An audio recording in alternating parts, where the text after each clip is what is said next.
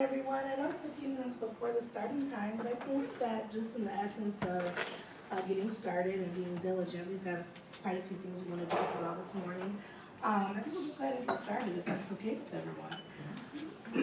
My name is Alethea Mays-Moore. I'm one of the Associate Deans of Students at City Colleges of Chicago, specifically here at Washington College. This is my colleague here, Fawn Akpan, and he's one of our business faculty. So we're just going to take a few minutes and give you a little information about ourselves. And then we actually, because we started early, we'd like to hear a little bit about you as well, just to kind of get a sense of who's in here.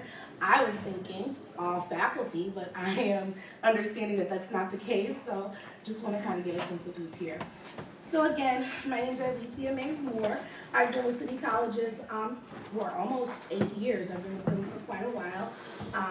It's been quite a ride. For anyone who's familiar with the city or community colleges, it's been quite a ride. I started there as an academic advisor, actually even before then as an intern, and then as an academic advisor, and eventually moved into administration. I worked as the Associate Dean of Student Services for all of our online support, supporting all of our student population who takes online courses with our city. Now transitioned a little bit out of that, but into more of a face-to-face role where I'm working with still kind of the same stuff, but also as the chair of our college success curriculum. So working with faculty, hiring, doing trainings, doing all that fun stuff, and then also doing assessment and things of that nature to make sure that our curriculum stays tight and that it's supporting our students in the way that our district is wanting to support them and moving the vision forward. So I'm sure you guys are familiar with having to move the vision forward sometimes. So that's a little bit about what I do. I'd like for Akpan to share a little bit about what he does as well. So again, my name is Akpan. It's a great honor and privilege to be here with you today. As the Dean was mentioning, I've been with Harold Washington for about a year now. But I've been in higher education since about 2012. I teach business, finance, accounting courses, online and face-to-face. So that's my background as far as Harold Washington's higher education. So really quickly, we can just get quick name, college, and what you do, and we won't make it like church, so you don't have to stand up. We'll just move it along real quick, but I just want to get a sense of who's here, and for you all to know as well, who's in here, what some of us do. We'll start with you, sir. Eric Gosler, South Suburban College. I'm the school's full-time technology trainer. Okay, cool. Molly Murphy, I'm at Franklin College, just across town, and I work with professional development and instructional technology. I'm Sue Jones, also at Parkland, and I support students in pre-college level courses. Oh, wonderful. I'm John Stryker, I'm from Community College. I'm a faculty member in the Computer Information Systems Department, teaching students, and I also on the side teach technology faculty. Okay, we're going to keep it moving this way and around. Jennifer Howard, the video production manager at Northern Illinois University. I also do student training, and I just finished my master's degree in instructional design in December. Congratulations. Sir? Vincent Usai, academic professor at Chicago State University. I've been teaching for almost 26 years. I'm looking forward to my retirement. Hey, no bragging. Hi, I'm Tom, 46, 32, 36. I'm a Sagittarius, so like one. No, I'm at Northeastern Illinois University. I'm in their Center for Teaching and Learning. All right, thank you, Tom. Go ahead. Denise Caparula at Kansas City Community College in Instructional Tech and Faculty Development. I'm Kate Frank from UIC, and I'm an Instructional Development Specialist in the Faculty Professional Development. Okay. Anna Abenshine, and I work at Parkland College in Adult Education. Okay, welcome. Chad Dennis, Western Illinois University, faculty development. Okay. I work with Chad. All right. What's your name? Roger Ruckles. Okay, thanks, Roger. George Medless, I'm at Western Graphic Communication. Thank you. I'm Gillian Bauer. I'm an English faculty member at University of Illinois Springfield. I teach composition and literature classes. Faculty. Okay. Dawn Lockwood, Illinois Valley Community College, and I'm an education technologist. Thank you. We'll start here. Rick Tom Grissom, Eastern Illinois University, Instructional Technology Center. Okay. Greg Nowak, Sauk Valley Community College, I'm an instructional designer. Michelle Foote from South Suburban College. I'm the department chair of our nursing program and an alumni when it was called Luke Junior College. Luke. I don't know anything about that, but yeah. Go ahead. Peter, Assistant Director of the Office of Instructional Design at Cardinal University. Kim Irvin from Eastern Illinois University, and I work in the Center for Online Learning. Wonderful, thank you. Leon Pedraza, instructional designer at Wabansie Community College, and still also adjunct faculty. Okay, thank you. Laurie Erickson, Harold Washington, but biology department, adjunct professor in biology. Hi, Tony Pina. I'm the dean of the online division at Sullivan University in Louisville, Kentucky. About half of my university's students take one or more online courses, and about a quarter or a fifth of them do their whole programs online. So I'm really interested in this. Yeah, you know, in the end, I just like timeout. Although this is, I'm not here to talk about necessarily online. I want you guys to ask plenty of questions just because I've been in that area for so long within CCC. And I'm happy to have that conversation. I really am. So that's exciting. All right, go ahead, and then we'll move it around. Good morning. My name is Ethane Wascaldi from UIC College of Nursing, and I'm a postdoc there. Okay, thank you. Good morning. I'm Joanne Allen, and I'm a clinical instructor at UIC College of Nursing in Women, Children, and Family Health Sciences, and I teach OB clinical. Okay, thank you. Britton Jorngard, University of Illinois Springfield, professor of graphic design. Thank you. My name's Jay Sternical. I'm with Joliet Junior College. I teach in community education. Okay, thank you. We'll go back here. Tammy Laughlin Denison, the only one here from high school. East Peoria High School, work on getting kids to transition from high school into college. Wonderful, thank you. Tammy and I work together. I'm also from the high school. We have a program where juniors and seniors in high school take community college classes, and this is always a stumbling block. Blackboard is a stumbling block, online is a stumbling block, things like that. Okay, good, it's good to know, thank you. I'm Tammy Honesty. I teach at Western Illinois University in theater. Okay, thank you, Tammy. Hi, I'm Tracy Van Proyen. I'm from the University of Illinois at Springfield, and I'm in the teacher education department. Thank you. My name is Kevin Anderson. I'm an associate professor of political science at Eastern Illinois University. Okay, thank you. I'm Kimberly Allen. I'm at the University of Illinois at Chicago. I am faculty in the doctoral program. Wonderful, thank you. Hi, I'm Janine Dada. I'm CS faculty at Kennedy King College. Yep, I recognize your name. How are you? And I'm Mike Coulter from Parkland College, and I work with faculty that do videos for classes and online work. Okay, thank you very much. Thank you for indulging us. Some of the things that we want to cover today, we're going to go over the importance of the College Success Course.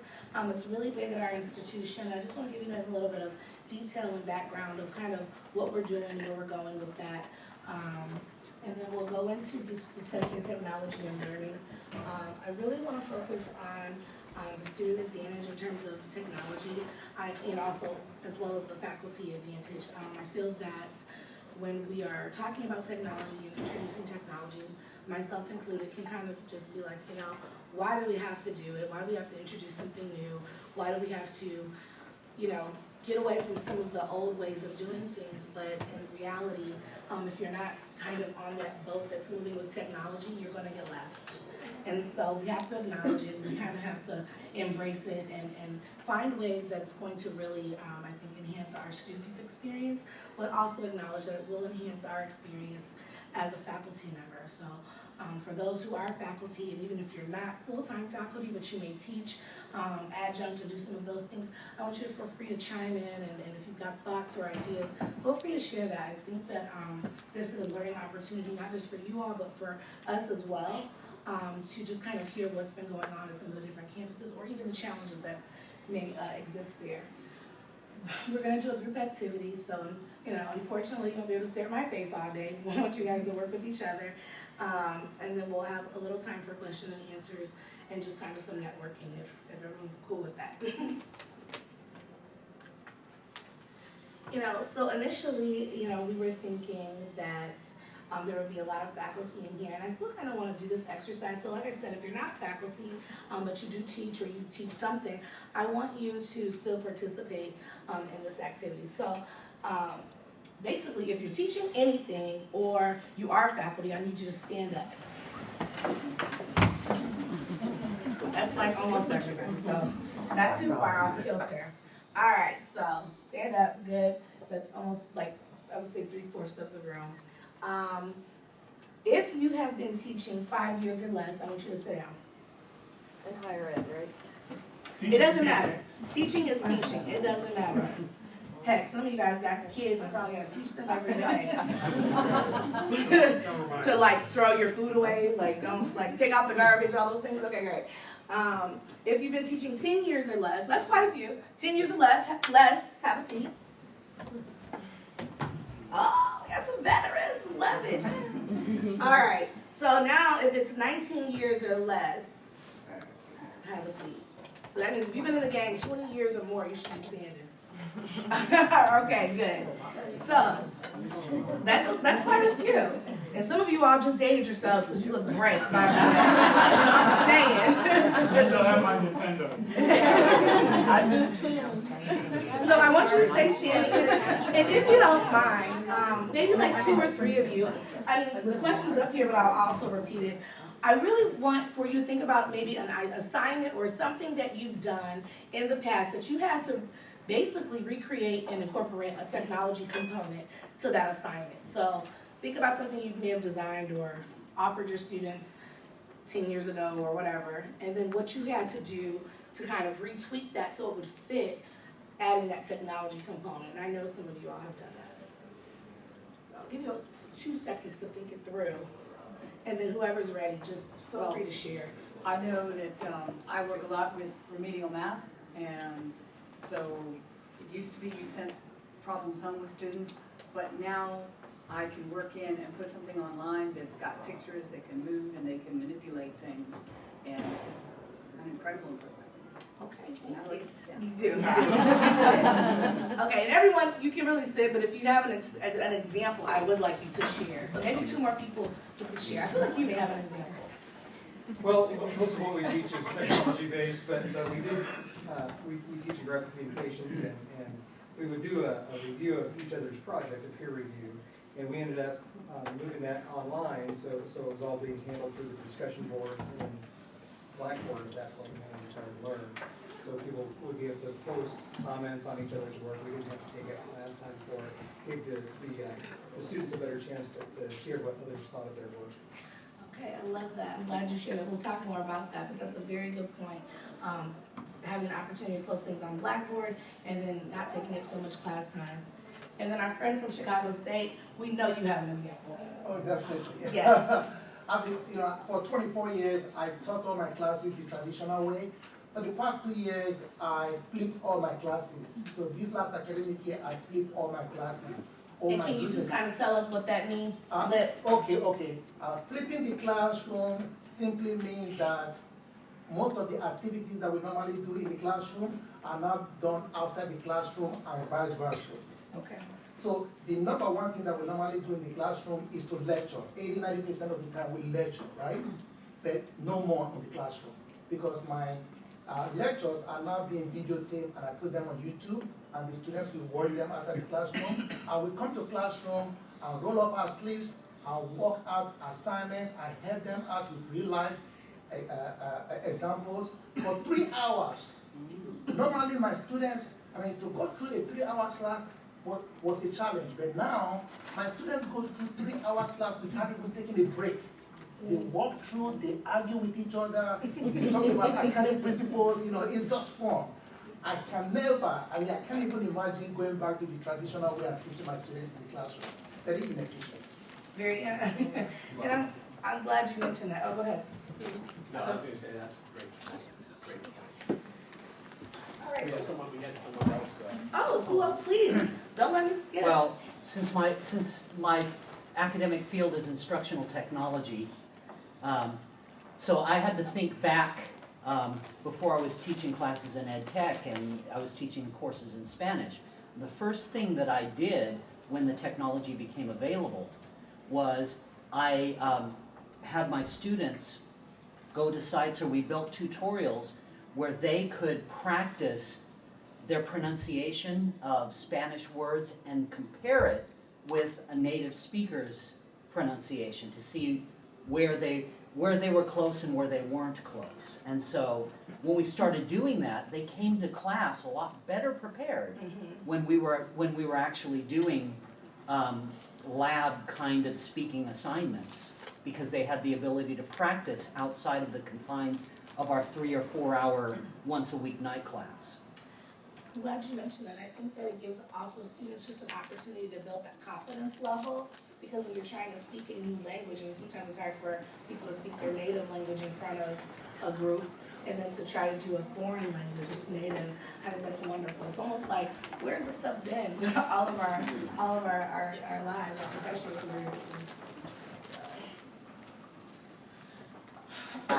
As I mentioned before, we have a large college success program within the city colleges of Chicago. And I'll say here at Washington, but I'll refer to our district as city colleges. I use it interchangeably. As you all may or may not know, we have 7 campuses within the city of Chicago, all which are community colleges. And the college success course initially started, we got information from a faculty member at DePaul, then trained a few of us, and then we continue to grow our program to the point where we have an internal training that all of our faculty go through once a year. And we don't mandate that our new students take the class, but we do strongly encourage. We're averaging between 20 to 25 sections, although enrollment is down, 20 to 25 sections of the class per campus at a max of 25 students. Sometimes we go above that if there's a need. So we have really grown this thing to be immense. We have master faculty who are teaching our internal faculty how to go about navigating this new course, this new curriculum to our new students. A lot of times our students, probably similar to some of you, are saying, well, why do I have to take the class? Well, there's a lot of reasons why we want you to take the class. One, it does count towards your degree, but 2, we really want to make sure that those students get the skills that they need in order to be a success. So here are just a couple of things. This doesn't by any means highlight everything that the book covers. There's about 14 chapters. But anyway, here's our book, and I'm going to pass this around because this is actually a tailored book for City Colleges of Chicago. It has our student stories and pictures in here. It has information about our student resources and services, our history. In this book that we've worked very tightly with our publisher to make sure that we get what our students need and they feel connected to this text and to the curriculum. So I'll just pass it around if you want to take a peek at it, or I'll leave it up here either way. But a few things that it introduces is that college knowledge. And I was the orientation guru before I became an administrator. So I was the one who was always rolling around the cart and making sure that new students got oriented to the college. And college knowledge was just what it sounds like. It's the information that students just need to know about how to navigate a system that they may have never been exposed to. We make a lot of assumptions sometimes, erroneously, that they may have been exposed to some of this information per their parents, per their grandparents, per their friends. But when you're dealing, can I just get a quick show of hands, who's dealing with the community colleges? Right, so we already know. When those students sometimes come into our building, they have come through so many obstacles just to say hello, what do I do next? And so that college knowledge is something that a first generation student most likely is not gonna have been exposed to, just the ins and outs of this institution. It's like an orientation. Although we have new student orientation, the book and the curriculum is really going through specific areas of the college and specific areas of education that we feel our students need to be exposed to. Case in point, we make sure that we cover policies such as our no-show withdrawal policy and our administrative withdrawal policy. Students don't really understand what that is. They don't understand that if they don't show to class that would impact their enrollment, 1, and then 2, impact their financial aid. And if they were potentially depending on financial aid to purchase something or to live, it may now be jeopardized because of not just knowing some of those policies. So that's an example of how we kind of orient them to the institution. But of course, that's not it. There's a ton of other things. The book also focuses on purpose. What's your purpose? Why are you here? When I taught the course over at Kennedy King one semester, they needed some support over there. I was in the heart of Inglewood, and if anyone's familiar with the city of Chicago, when you hear about all those shootings and all of this and that rigmarole going on, it probably happened in Inglewood. Okay, great. So was in Inglewood teaching, and some of the most well, I'm not really intimidated by my students. They're probably more intimidated by me. But to have, you know, young African American students coming in your class, long locks, sagging pants, sometimes smelling of element that I just would not even like to smell in the morning. I'm just like, wow. But when you give them the opportunity to stand up, introduce themselves, talk about why you're here, because my uncle was a drug dealer and he's now spending life in prison, and I don't want to go down that road, it blows you back. You're just like, this is why I got up this morning, because I needed to hear that, I needed to see that, I needed to put my guards down and not make assumptions about who you may have been as a person or as a student, and I needed to hear that. I can't tell you how much I've learned from my students in this particular class, but I kind of digress. But the point is that you give them an opportunity to talk about their purpose, and then we also, of course, match that with the curriculum about what are you here to do? Are you here to just get a good job? Well, you know, some of us have been to college 2 and 3 times and may not still have the greatest job, but, you know, what exactly are you coming to college for? We find that it's a lot of history there and a lot of good conversation to kind of know what your students are purposed to do and what they want to do. Of course, we're covering goal setting. You know, my favorite thing, and my nursing instructor can probably appreciate this, how we have students come late, but they want to be a nurse. And they say, well, I'm trying to get into the nursing program. And I'm just like, so what I do is I write their goal down, and then I write their priorities down. And I say, your priority, if their priority is not getting to class on time, how are we going to get to this goal over here? And I try to, you know, help them make that connection, because they don't get it. Can't stay up all night and party or not party and just stay up all night and not come to class on time and get to this monumental goal of nursing school. And I always tell them, I'm not a dream crusher, but I am a realist, and I'm trying to help you get there. So these are things that we're covering. We're covering academic success. We are, to some extent, we're kind of mandated to make sure that our students are attending advising sessions, that they're doing curriculum maps. So basically, we need them to know what they need to take in order to get to the degree. Our chancellor is really big on us getting our students in and out.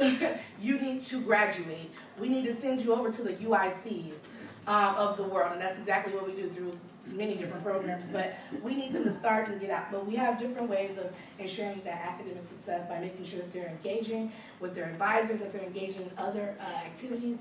And that's a big example there, just with that curriculum map, making sure that they're filling that out and getting that handled within the class. Also, it just dawned on me too, we have something called Focus 2, which is where we have our students basically do a career assessment to figure out if the career they're trying to go into, if it really matches what their passion is and what they may be more likely to do. And we want to make sure that they choose a degree that's going to help them get there. So we also focus on that. And then, of course, time and stress management. So you guys are familiar with these kinds of courses. They're the first year seminar classes, but that's what we cover, the whole gamut. And then, of course, like I mentioned, we have a book that's tailored to our students' needs. Okay. I was going to also add, I think the book adds great value beyond the classroom because it's a reference tool. Because students, they can go back to this book, you know, after their, you know, second semester and beyond. So they can use that as a tool. The other thing, the book was created on feedback from faculty and students as well. So it was designed specifically for city colleges. That's a really great point. I forgot. We used to, I don't know if other colleges have experienced this, but in order to be a little bit more cost effective, we used to have like the actual schedule books that you could hand out, and students flip through it. They find the advising office number, they find the dean's number, all this stuff. Well, we don't print those anymore. We put up, everything is online, everything's PDF.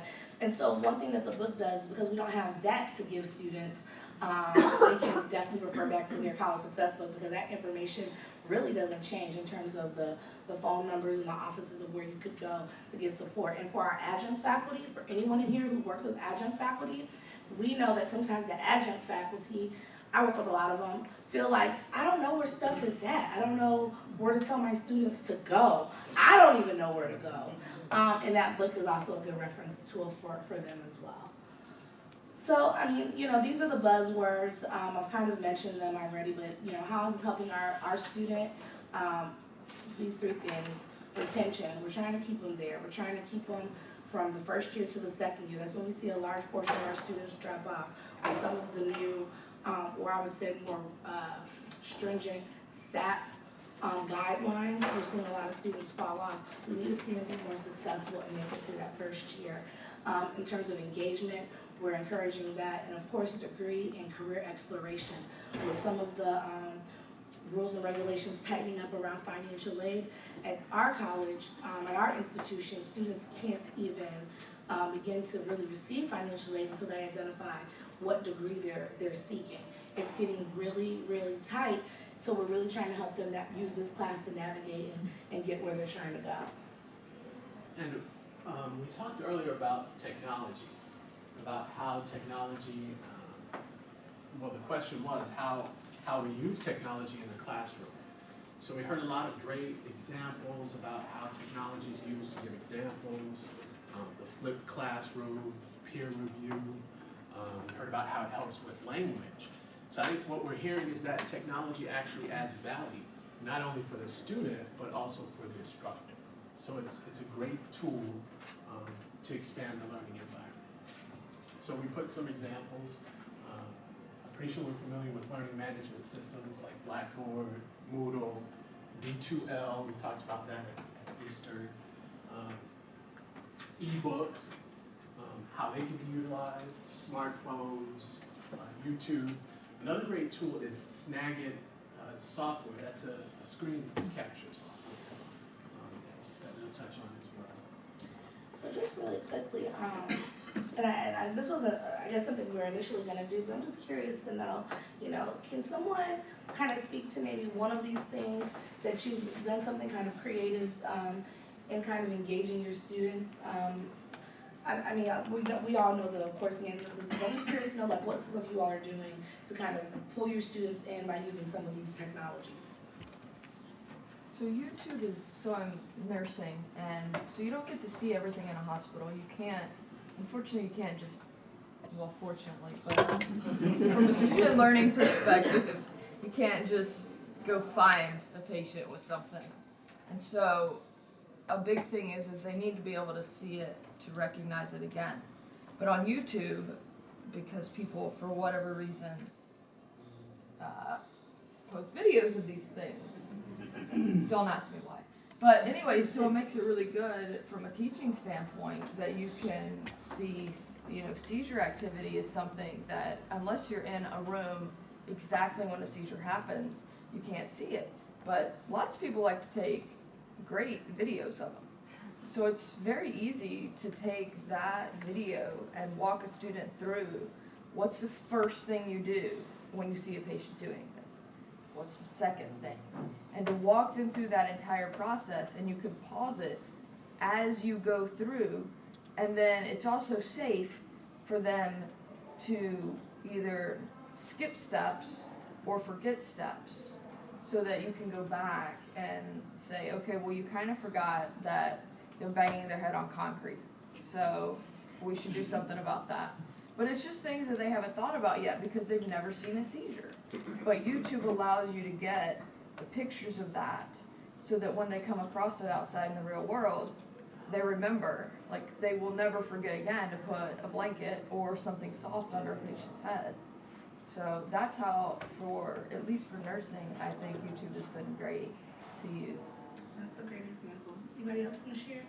Right here, and then I'll come back to you. Go ahead. I use Blackboard in my classes, the message boards, to let my students decide one of the course policies. So I go in there and I'll put a prompt, like what do you think our technology policy should be? And then they go in debate and respond to it. And this is something I do every semester that I think gets them into Blackboard so they know how to use it, but also gives them some like ownership of the class. And then we take their suggestions and we vote on them.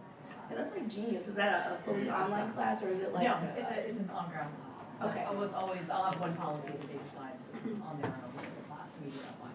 Okay, cool. All right, your example, you're gonna give an example? Someone over there. Yeah. I teach fully online, and I found that, especially for students who haven't taken online courses, I know a lot of us do this, give an orientation video to the course. I use Camtasia, Kaltura, TechSmith, Relay, and then I videotape where they Can you say that again? You use what? It's kind of like Snagit, but it's me. It's Camtasia, Kaltura, TechSmith, Relay. I think it changed its name too, but to give an orientation to the course.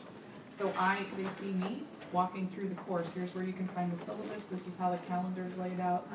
And since I've been doing that over the last 2 years, I've gotten more positive feedback specifically for students who have never taken an online course before, where they can find things and how it's organized. That goes back to the instructional design part of it. But how to, so if you have questions about library or research, this is where you can find it, not only on the college's website, but it's also linked in my course. Here's where you can find APA citation. But it's helping to support those students who have never done it before. That's a really good example for those who serve as directors or instructional designers or work in somewhat of that capacity. You all very well know that somehow students find you, and that's one of the big questions. Is like, I don't know how to navigate through here. Every campus is not set up where advising or where student services is actually walking the online students. For some reason, I don't know what that's about, but how the online students, although they're still students of the college, somehow become separate from the college, and then the support that they need is separate, which is not. But you all know that that's very common, that students need that support. And that's wonderful that you're using that. Yeah, so. Oh, go ahead, share, please share. Oh, hi. Hi, go ahead. YouTube is my friend. I mean, it really is. I teach CIS 120, which is Office 2013, and we get to Excel, and nobody quite gets it. Especially when we have to discuss order of operations, I have to explain order of operations and absolute versus reference. Oh my goodness. I mean, I would explain it before YouTube and I get these blank stares, like, what is she talking about? And they never quite got it. So now, when we get to that part of the book, I just direct them to YouTube. There are wonderful tutorials that explain order of operations, that explains absolute cell reference. So I let the video talk for me. And it seems to sink in better. Students get it better, rather than me trying to, enunciate and go through all my animations. And they can kind of do it at their own leisure when right. And they can go back over and over and over again. Okay, good. Last example, go ahead. We have a lot of our faculty who take advantage of Khan Academy. So if students are having trouble with a particular math concept or even some science concepts and all, they'll refer to them to specific videos at the Khan Academy. And then some of our faculty have gotten these tablets that they can write on, and they create their own little Khan Academy videos for the most common problems in their courses, and they put them up on YouTube too. And sometimes we have a few instructors who are really proactive, that almost any time that a student has a question about something, they'll go and they'll create, and we have some that can produce these things in about 5 minutes and put it up there, and then they tell the class, okay, go to this site and here's the answer to that. And so we can use existing resources out there, but then we can create and add to the existing resources. And that's key. I mean, you're hitting the nail on the head in terms of that's also kind of enhancing the faculty experience in terms of making things somewhat simpler and being able to teach the curriculum somewhat simpler to students and not have to spend so much time. In the essence of speaking time, we're having good dialogue here. I'm excited, but I do want to keep on schedule a little bit because I want to make sure we get a chance to do the group activity. Just in terms of the student advantage, and this is nothing that's this is not brand new, but it's sometimes we need to kind of see it again to realize how our students are really benefiting from the uses of technology. I mentioned before that we kind of sometimes get the attitude of technology is like, oh, it gets on our nerves, but we really do have to embrace it, and we really have to kind of take it by the horns and move forward. But just in terms of students, it's encouraging interaction. Real quick, somebody tell me how they've encouraged interaction. Another person tell me how they've encouraged interaction using some form of technology. Real quick, anybody? Discussion boards on Blackboard, I use even with my face-to-face class. Wonderful. Discussion boards. You may get someone in a face-to-face setting that is like mute, won't talk, won't speak, won't do really much in the class, and then you pose a question on Blackboard. This person shines. you're just like, wow, that's wonderful. It provides opportunity for the student to be able to kind of do more than the basic. I mean, we can talk about just completely online, we can talk about hybrid, we can talk about face-to-face, but the technology component is increasing the student's opportunity to engage with the class, engage with you. And honestly, for us who are at the community college, we have to introduce this because it's kind of an assumption that they'll know how to use, let's say, Blackboard when they get to UIC. Or if that's does UIC use Blackboard? Or they use, I was at DePaul, we had D2L. I wasn't a D2L lover, I like Blackboard. I've been in Moodle, Moodle's kind of slow too, but we've all kind of used them, but all schools are kind of different sometimes. It encourages group work.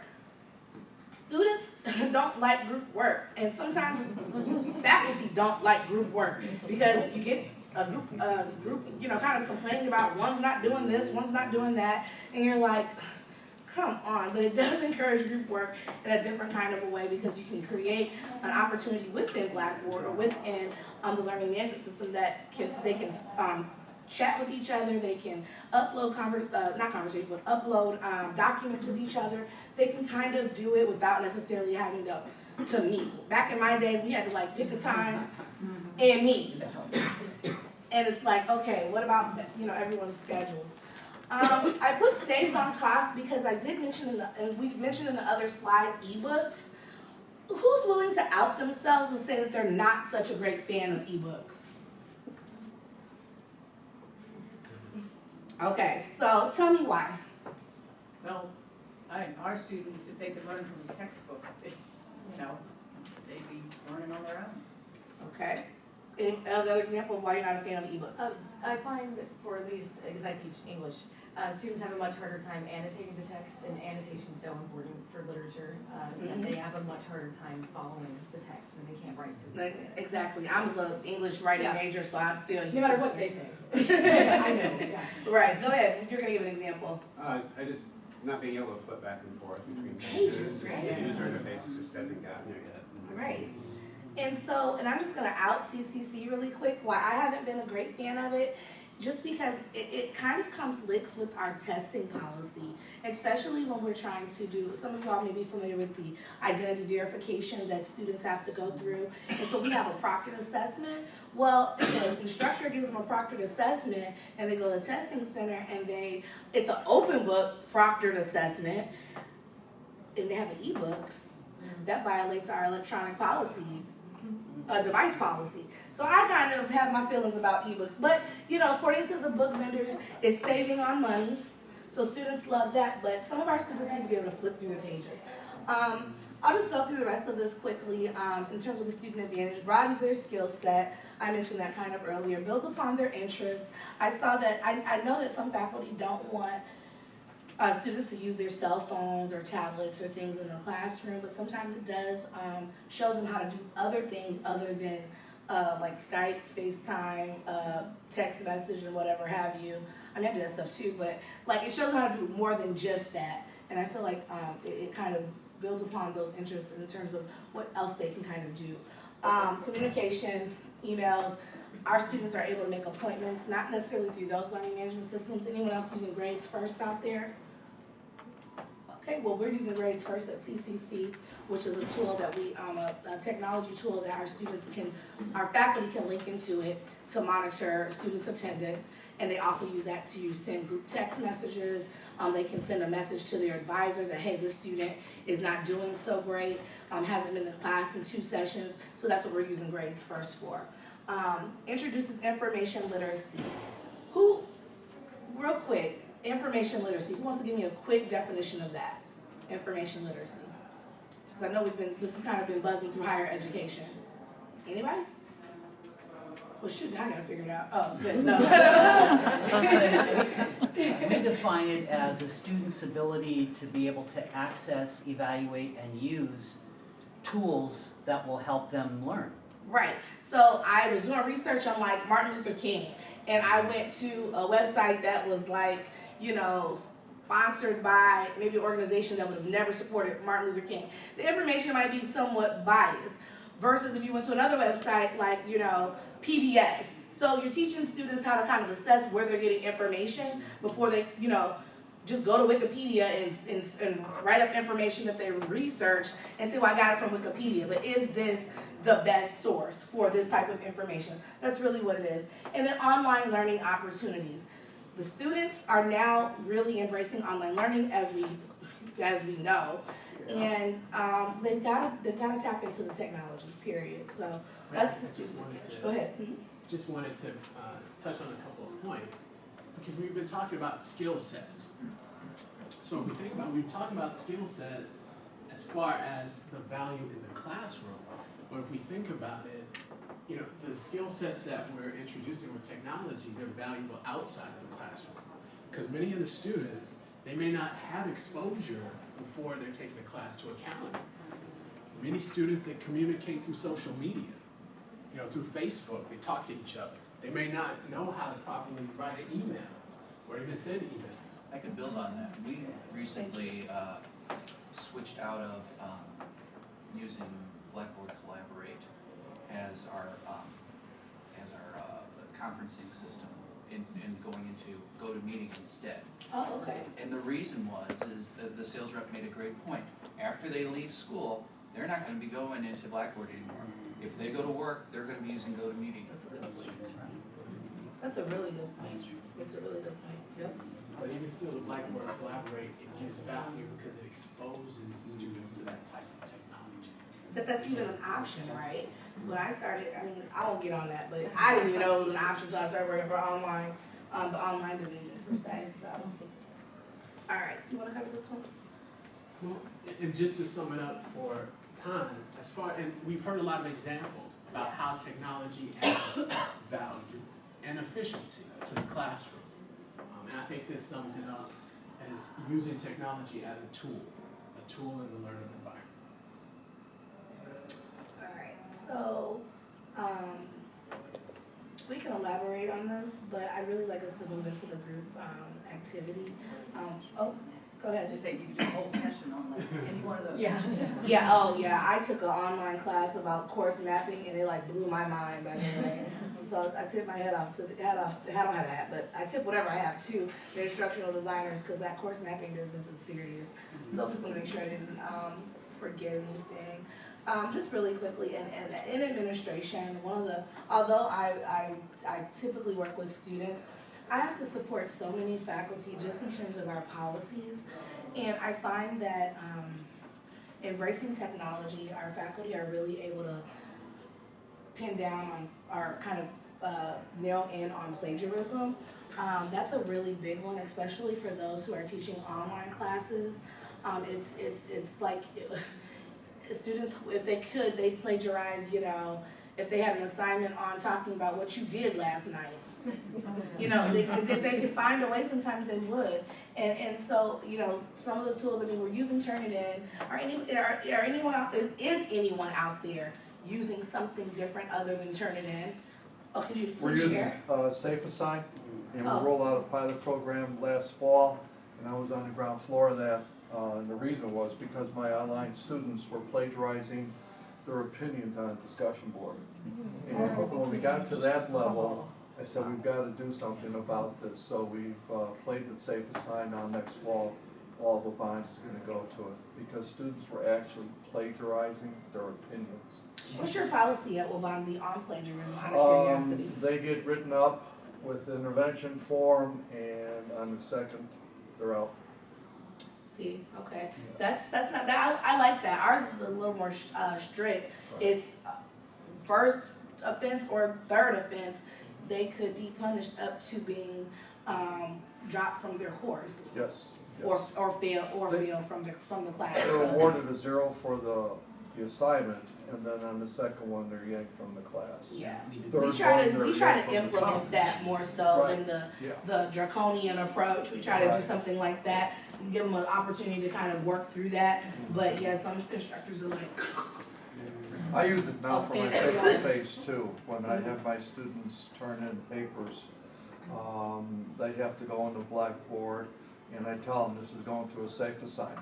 you should see how the improvement has occurred, because they know they're going through safe aside. So you give them a heads up, I like, give them a heads up, don't go try through it. here, that's right. Yeah, that's good. Okay, I think we're gonna move on, cause we're doing well, but, we're gonna be struggling on time. Well, I was hoping, I didn't really think through, how the, room would be set up. I'd really like to get us in some groups.